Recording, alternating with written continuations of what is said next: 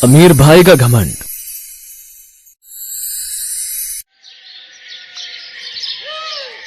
रघु के पास बहुत पैसा था।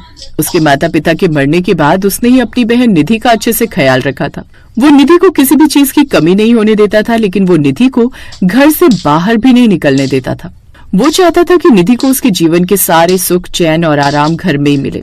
ऐसे ही एक दिन रघु 2 दिन के लिए बाहर जा रहा था और उसने निधि से कहा, निधि, मैं 2 दिन के लिए बाहर जा रहा हूँ, तुम अपना ध्यान रखना। वैसे मैंने हरिया काका को बोल दिया है कि वो तुम्हारा अच्छे से ख्याल रखेंगे और तुम्हें किसी भी तरह की कोई परेशानी नहीं होने देंगे, लेकिन फिर भी कोई कमी हो तो मुझे बता देना। भैया, मैं 22 साल की हो गई हूँ, अब मैं अपना ख्याल रख सकती हूँ। आपको इतनी चिंता करने की जरूरत नहीं है। नहीं निधि, माँ और पिताजी के जाने के बाद तुम मेरी सिर्फ बहन नहीं बल्कि मेरी जिम्मेदारी हो, और मैं नहीं चाहता कि मैं अपनी जिम्मेदारी में किसी भी तरह की कोई कमी रखूं। और हाँ, एक बात और, घर से बाहर मत जाना कहीं। ठीक है भैया, आप बिल्कुल भी चिंता मत करिए। मैं जानती हूँ आपको मेरा बाहर जाना बिल्कुल भी अच्छा नहीं लगता, इसलिए मैं बाहर नहीं जाऊंगी और इस घर के अंदर ही रहूंगी। निधि, इस बात को कभी भी मत भूलना कि तुम मेरा अभिमान और मेरी इज्जत हो, और मैं नहीं चाहता कि मेरा अभिमान या इज्जत दोनों में थोड़ी भी कमी आए।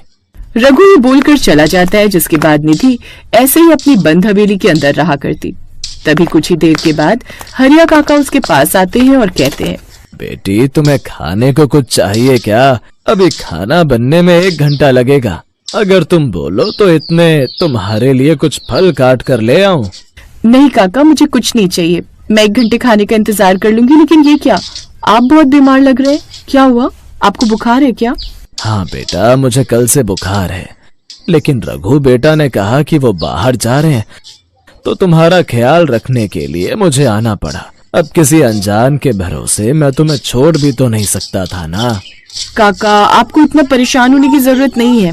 अगर आप किसी भरोसेमंद इंसान को यहाँ भेज सकते हैं, क्योंकि अभी मुझे आपका ख्याल रखना है और आपकी सेहत मेरी सुरक्षा से भी ज्यादा जरूरी है। हरिया भी सुनकर खुश हो जाता है और अगले दिन वो अपने बेटे मोहन को निधि की सेवा में छोड़ जाता है। मोहन बहुत ही सुंदर था। हट्टा कट्टा लंबे चौड़े मोहन को देख निधि उसे पहले ही नजर में अपना दिल दे बैठती है।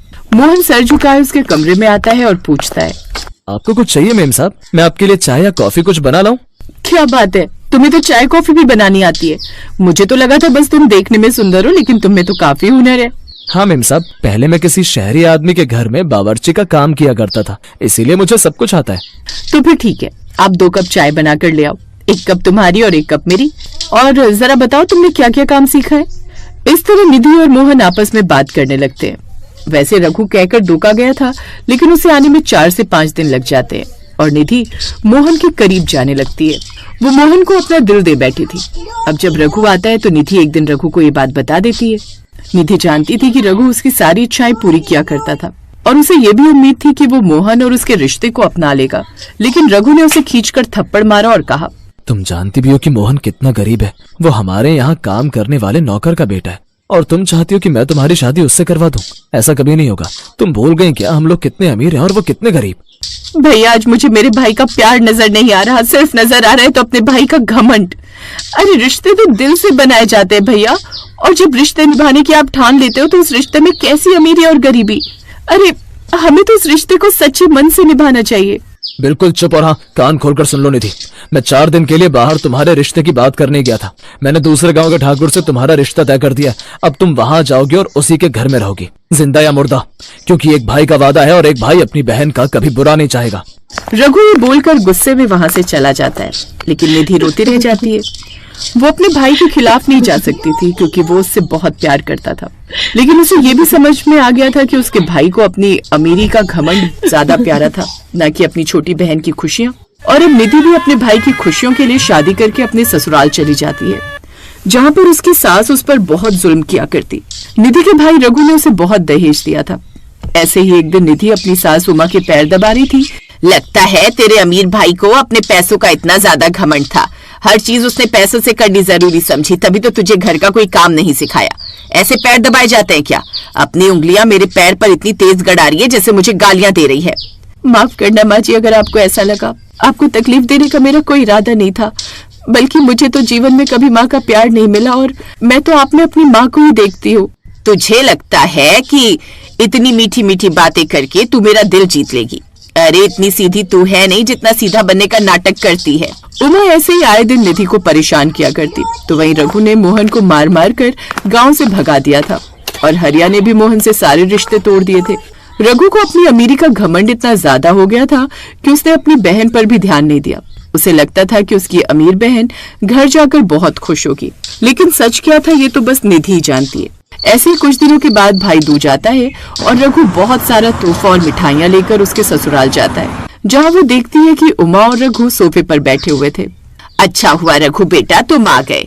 तेरी बहन तुम्हें बहुत याद करती है और बार बार कहती है कि मेरे भैया जैसा तो कोई भी नहीं है। देखना वो बहुत सारे तोहफे लेकर आएंगे इस बार भैया दूज पर। और देखो तुम सच में हमारे परिवार के लिए बहुत सारे तोहफे लेकर आ गए। वो तो लाने थे ना आंटी जी, आखिर मेरा सब कुछ निधि का ही तो है। वो मेरी इकलौती बहन है और उसके ससुराल वालों को यानी आपको भी तो पता चलना चाहिए कि कितने अमीर घर में शादी की आप लोगों ने। उसके ससुराल वाले उस पर काफी जुल्म किया करते थे।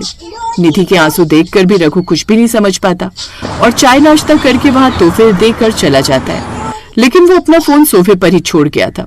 रघु के घर से निकलते ही उमा ने निधि को थप्पड़ मारा और कहा, ए लड़की तू चाहती तो अपने भाई के आगे महंगी साड़ी पहनकर भी आ सकती थी, लेकिन नहीं, तुझे तो ये साड़ी पहन कर आनी थी ताकि तू उसे ये दिखा सके कि हम तुझ पर कितना जुल्म करते हैं। मैंने तुझे परसों ही अपनी 3 पुरानी साड़ी दी थी, उनमें से कोई साड़ी पहन लेती। माफ करना माँ जी, सुबह 7 बजे से पकवान बना रही थी तो समय का पता ही नहीं चला। आपने सारे नौकर भी घर से निकाल दिए, तो घर का काम करने के बाद समय नहीं मिला कि मैं तैयार हो पाऊं। कि तभी रघु जाकर उसका हाथ पकड़ लेता है और उमा को एक थप्पड़ मारते हुए कहता है, तो ये आप लोगों की असलियत है। आप लोग मेरी बहन पर इतना जुल्म करते हैं और ये है कि हर वक्त चुप रहती है। आज तक इसने कभी भी आप लोगों की शिकायत तक नहीं की। रघु ये बोलकर अपनी बहन निधि को आंखों में आंसू भरकर देखता है और निधि कहती है, किससे शिकायत करती भैया? उस भाई से जो अपनी अमीरी के घमंड में चूर था। उसे तो बस अब चकाचौंध नजर आती है। एक अमीर भाई को अपनी बहन के आंसू कहाँ नजर आते? अरे आपकी बहन ने तो पहले भी रोते हुए कहा कि मेरे साथ गलत मत कीजिए, तब भी आपने मेरी बात नहीं सुनी क्योंकि आप अपने घमंड में चूर थे। आपको लगा था कि आप मेरा भाग्य लिख सकते हैं, लेकिन देखिए आपने मेरे भाग्य में क्या लिख दिया, सिर्फ आंसू, दुख, रोना। रघु ये बात सुनता है तो उसकी आंखों में आंसू आ जाते हैं। वो हाथ जोड़कर निधि से माफी मांगता है और कहता है, मुझे माफ कर दे मेरी बहन, मुझसे बहुत बड़ी गलती हो गई। तेरे भाई को अपनी गलती समझ में आ गई है। मैं अब तुझे इस घर में और नहीं रहने दे सकता, तू चल मेरे साथ। नहीं भैया, अब मैं आपके साथ कहीं नहीं जाऊंगी। अगर यही मेरा नसीब है तो यही सही। अब से मैं इस घर में ही रहूंगी और मेरे एक एक आंसू आपकी अमीरी के घमंड पर वार होगा और आप ये एहसास करोगे कि आपने मेरे साथ कितना गलत किया। रघु अब नजर झुकाकर शर्मिंदा होकर उस घर से निकल जाता है और निधि ऐसे ही अपने ससुराल वालों के साथ में रहती है। पर एक अमीर भाई के घमंड की वजह से उसकी बहन की जिंदगी बर्बाद हो जाती है और इसका दुख रघु को जिंदगी भर रहता है।